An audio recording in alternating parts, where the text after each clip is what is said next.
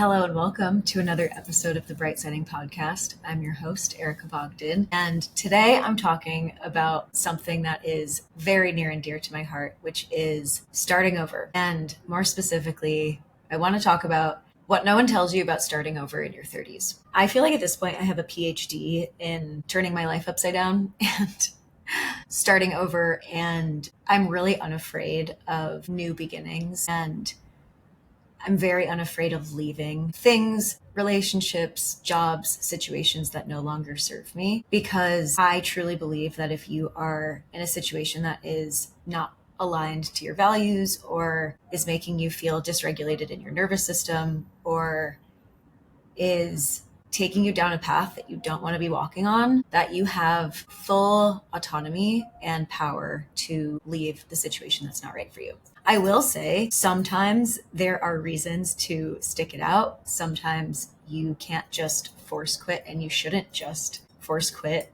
your entire life, hard delete, go move to the woods. That's not what I'm saying at all. Everything that I've left has been very mindful and meditated upon and has been really in alignment with the life that I envisioned for myself. So I'm not here to defend like hard quitting your life with a moment's notice without giving it any thought. Don't be an idiot. But I am here to encourage and spread the good word that like you really can leave the things that are not aligned to you if that is what your soul is calling you to do. To contextualize, let me give you the quick background on my 20s. I'm 30, by the way. Fresh out of college, I graduated in 2016. I had a one-track mind just to get to New York City. I studied business and fashion. I ended up getting a job as a media coordinator at a digital advertising company. I was making $45,000 a year. I moved to Ridgewood, Queens. My roommate and I told everyone we lived in Bushwick because it was cooler at the time. And I thought I was a millionaire. I was so excited to finally have the freedom of making my own money and working and just experiencing life in New York. I was a D1 athlete all throughout college and in pretty intense sports and extracurriculars and just like school in general and high school. So yes, I was working, but it was like this first taste of like freedom when I moved to New York, 2016. Did the advertising thing for a few years, made a lot of great friends, worked really hard, experienced a lot of like ups and downs and had a lot of fun. And then eventually got a job at Google in 2018.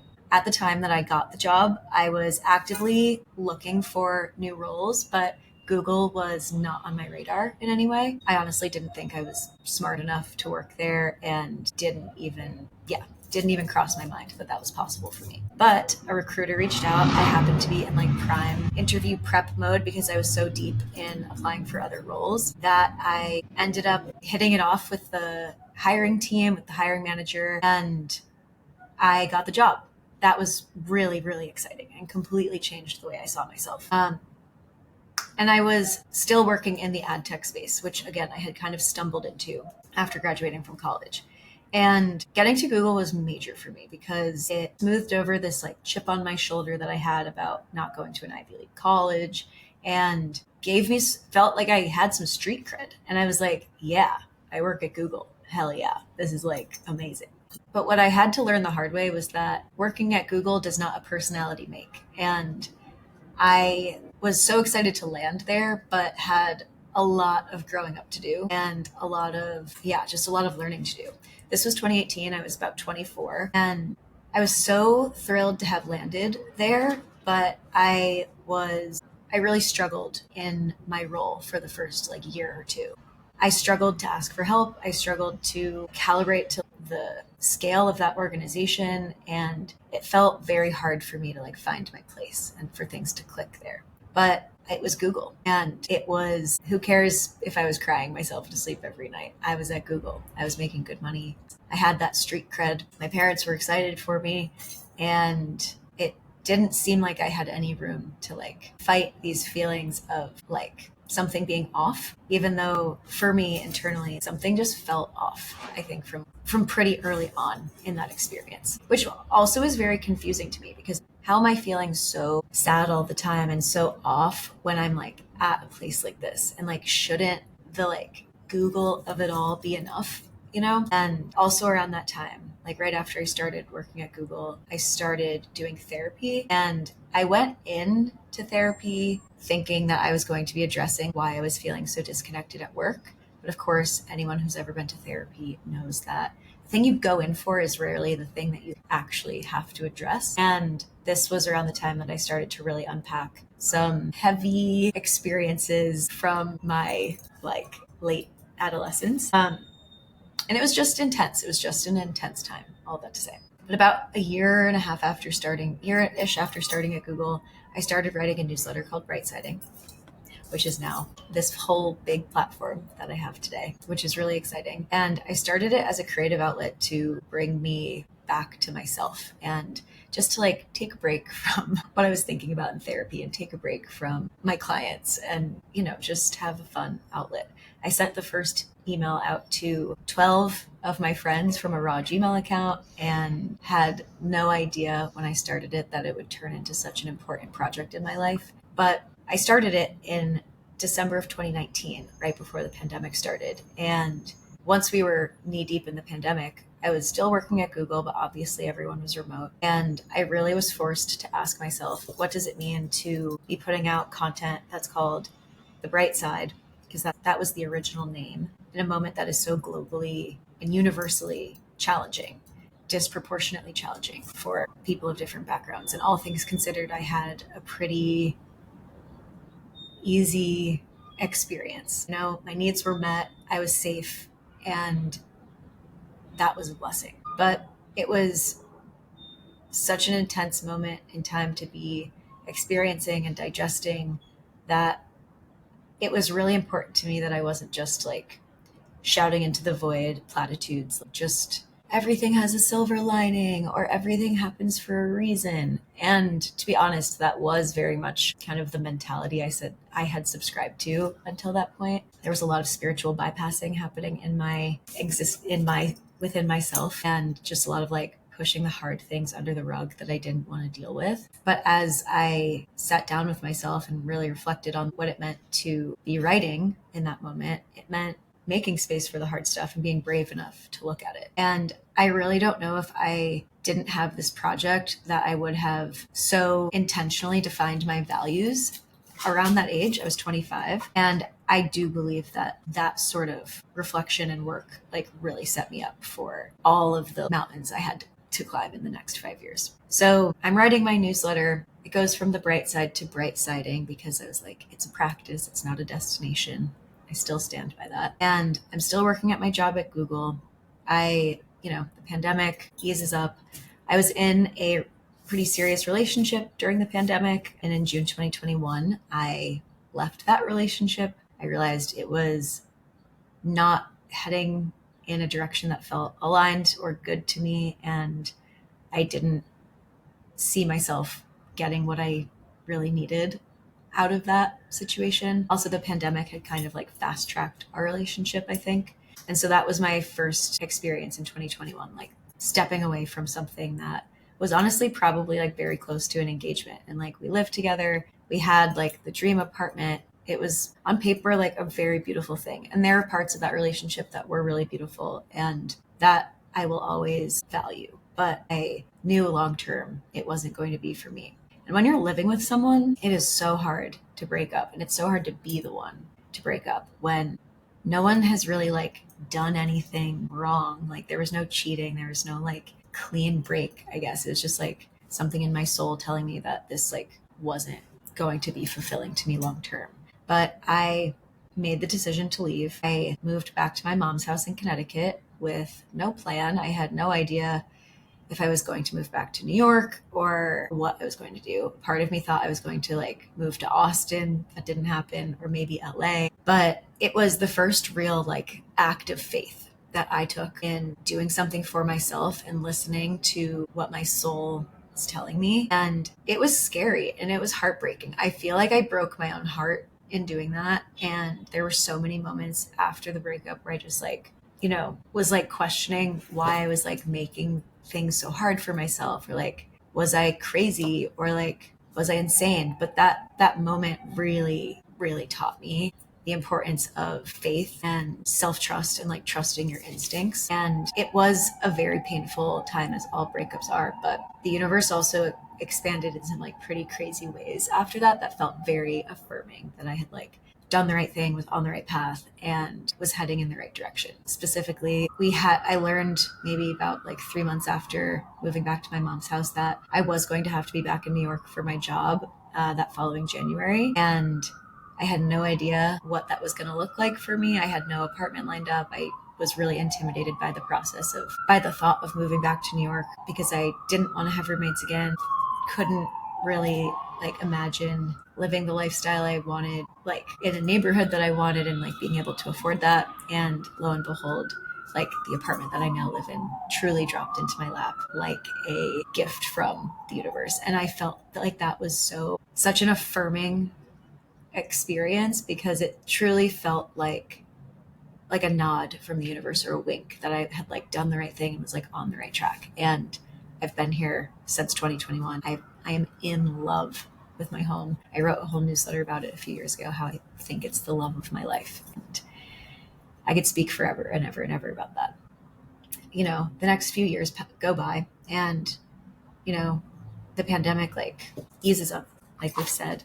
And I start thinking about what's next. The feeling of like something being off for me at Google had never really gone away, but I was so caught up in, you know, writing my newsletter, just like doing my regular day-to-day job, and then like ending this relationship, that I had kind of put those feelings off to the side for a while. But then in 2023, I started to just really allow that to like take up more space within me, and for me to like start to imagine and ask myself like, well, what would it look like to leave, and like where would I go, and what would I do, and like what specifically about this isn't feeling aligned, and like why.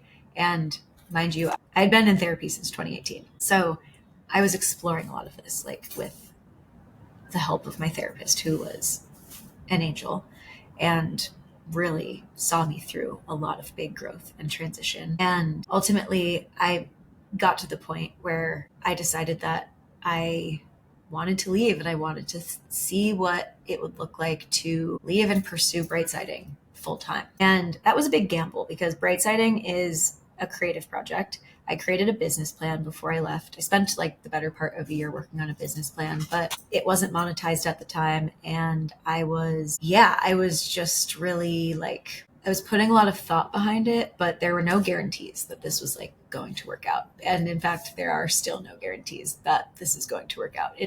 I'm still living and breathing, so that's a good thing. But, you know, I've been out of Google for a year now, and I've learned a lot in that time. But anyway, the more I started to make space for that dream of taking this full time and leaving and like experiencing independence and freedom, because I think a lot of what it boiled down to actually didn't have that much to do with Google in essence. I mean, it did, but it didn't. Like, I just don't think that at that phase of life, like working in a corporate setting was like the best thing for me. I was not living a very healthy lifestyle to kind of like maintain and keep up with the pace of it. I felt very like frustrated by having to be in an office so much and not really be able to like define my own schedule. And I'm someone who like kind of rebels against structure, and sometimes that can bite me in the ass, but I just felt like I needed like fresh air and like to breathe and to just like go take a chance on myself and take a chance on like these dreams that I had. And I think because I had left the relationship that I did in my mid to late 20s, I had some confidence about leaving. And I think that really had established like a pretty strong connection to my faith and like to my intuition and to myself. So by 2024, April of 2024, I worked up the courage to leave, created kind of like a financial plan for myself. Quite transparently, I cashed out a lot of my stock options to make this possible. And I'm really fortunate that I was in that position, but I'm not someone who I would consider is like, at the time was like great with money or finances. And I think I've learned a lot in the past year about like the reality of finances and money and what it costs to like exist and live in New York, which topic for another time. Like, we've learned a lot, and like healed a lot with my like money wound, I guess you could say. But it has been like an incredible and like winding journey. So that's the journey that took us to today. And there is so much that has happened like in between there. That's like the abridged version. But I want to share the three biggest lessons that I've learned in this season of transformation and starting over. The first one is that there's a lot of grief that comes with starting over. There's grief and there's freedom in the experience of starting over. Because I think to release a part of yourself or release yourself from a path requires saying goodbye to a life that you had once imagined. Like at one point, I thought I was going to be at Google forever. At one point, I thought I was going to marry my ex. And I think one of the most intense, but like rarely talked about elements of the grieving process for both of those things was, like mourning this life that I had imagined for myself and like really wanted. I felt like there was something wrong with me for wanting more or just not feeling satisfied within these structures. Or I guess like, I felt a lot of judgment towards myself for like not being able to just like be okay with what I had. I felt wrong for wanting more. I felt unsure that more was out there. But I really had to mourn this life that I had pursued with like pretty blind ambition and accept that it wasn't what I wanted long term and it wasn't enough for me and it wasn't like going to make me happy. And I also had to face a lot of fear of the unknown because it was no guarantee that bright siding was going to solve my problems or fill in the gaps that I was unable to fill with this relationship or at this corporate job. And that was terrifying. Yeah, still can be at some points, but it was for me kind of like a leap and trust that the net will appear situation. And it's been a mix of building my own net and working with the universe to fall into the net that has kind of appeared, but there is a lot of grief in letting things go and in starting over. And I think that is a really normal and true part of the experience. And I think it's really easy to, glamorize like quitting your job and leaving the relationship and starting over from scratch. And I wouldn't trade it for the world. I am very grateful for the hard choices that I've made, but they've been hard choices and they've come with a lot of risk and they've come with a lot of like sacrifice too. So I think that's important to put out there. The second big lesson that kind of goes along with all of this is accepting that being misunderstood is simply a part of the process of starting over. It's taken me a long time to learn that. And I think only now, being a year on the other side of actually quitting my job, am I finally at the point where I'm like, oh, I actually don't need to make sense to anyone else but myself right now. I think when you come up in corporate America and you come up in these structures that are very hierarchical and very, like 5-year plan driven, and they're very like, you're checking in with your manager and you're like working towards certain goals and you're making progress and you're like asking for permission in a lot of contexts. Like when you make the leap to work for yourself or start over, like you are writing the rule book yourself and there's no one to, you can ask for permission and you should and can definitely surround yourself with like mentors and guiding lights and resources that are aligned to you, but there's no one to give you a gold star or like tell you like, yes, you're doing the right thing, or like give you permission to like go do the thing that you want to do, accept yourself. And that in itself is a muscle, like developing that trust, developing that strength of intuition and releasing the need for validation or permission or approval. It's something that even surprised me to learn about myself, that I was like looking for so much approval. And I really think only within within the past year, but especially the past 3 months, has that like really integrated. So it's okay to not be misunderstood. And also, I hate to say this, but I will, like your freedom like can and will be like triggering for some people. Like doing the brave thing and leaving and doing what you want is something I think a lot of people daydream about. not everyone is going to be a cheerleader for you, because maybe they are judging you. Maybe they want to be doing that themselves. Maybe, I don't know, like it's not even worth speculating on, but don't let that make you feel guilty for what you're doing. And remember, like, there's a lot of risk involved here, and you are doing the brave thing and you are taking on that risk, and it's not for anyone else to understand. The third piece of wisdom is that it's not very useful to worry about if you're behind or not.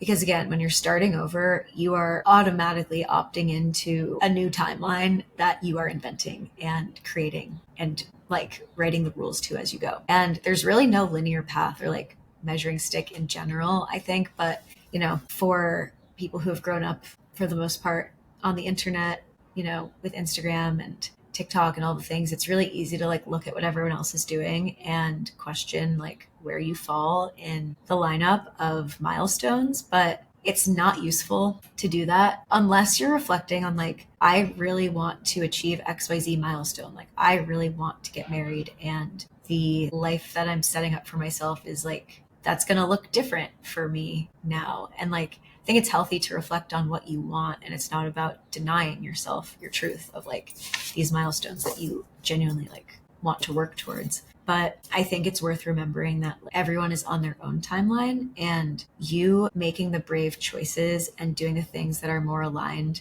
for you are going to lead you towards those milestones in a way you like might have never dreamed of connecting with otherwise, if that makes sense. You are going to be exposing yourself to whole new like communities of people and opportunities and trips and random networking chats, and you just never know what is going to happen. And I actually think that's like a huge part of the magic of starting over that appeals to me so much, because I think I really thrive or find a lot of excitement in like the what could happen of it all. And it is not always like, oh my God, magic, what could happen? La la la la la. Like sometimes there are some really real scary moments. But I have learned to accept that like I'm on my own timeline, just like I don't need to be understood by anyone but myself. Like I'm on my own timeline and I'm good with that. And if people have feedback on that, and they will, it's just an opportunity to like strengthen my resolution within myself. And I guess that's probably a good note to wrap up on, is like the feedback of it all. People will have feedback, and a lot of it will come from love. Sometimes there's a season for welcoming in and accepting feedback,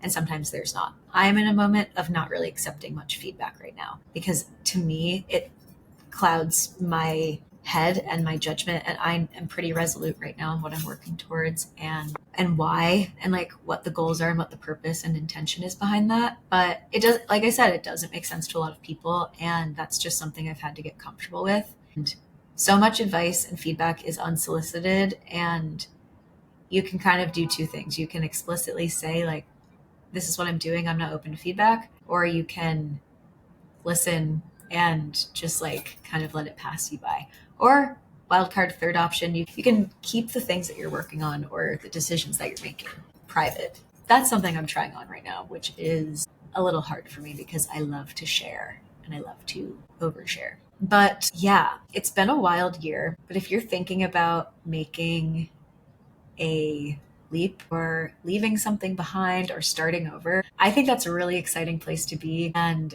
I think it takes time and planning to really decide if you are ready to act on that. But that is where the magic happens. And that is where a lot of wonder gets invited in, when you start to actually let the voice inside of you have a microphone and engage in a dialogue with it. Like, you don't necessarily have to go like do the drastic things that I did to like embrace maybe the thing inside of you that's wanting to be expressed, but maybe you do, and maybe life gets more exciting. I have basically traveled the world in the past year, spent a lot of money, need to earn a lot of money now, but I believe I've made a lot of mistakes. I've gotten like 4 different haircuts. I've really, just like experimented and like tried things on. And I'm so grateful that I gave myself the opportunity to do that, because the growth that has happened in the past year just simply would not have happened for me if I had stayed in my corporate job or if I had stayed in that relationship. And it is really wild to just like look back on it all in aggregate and be like, wow, Like the version of me that was sitting down working on my business plan 3 years ago would be really excited to see where I am now. And I try to do things in service of my past self and my future self. So, yeah, this felt good to get out. I'm going to leave it here. This was kind of a short and sweet one. But yeah, if you have thoughts, questions, feedback is not welcome. Just kidding. But yeah, if there's other stuff you want to know, I'm a pretty open book. So drop a comment or shoot me an email and let's have a conversation. Lots of love. And I hope you have a great day wherever you are. Thanks for tuning in.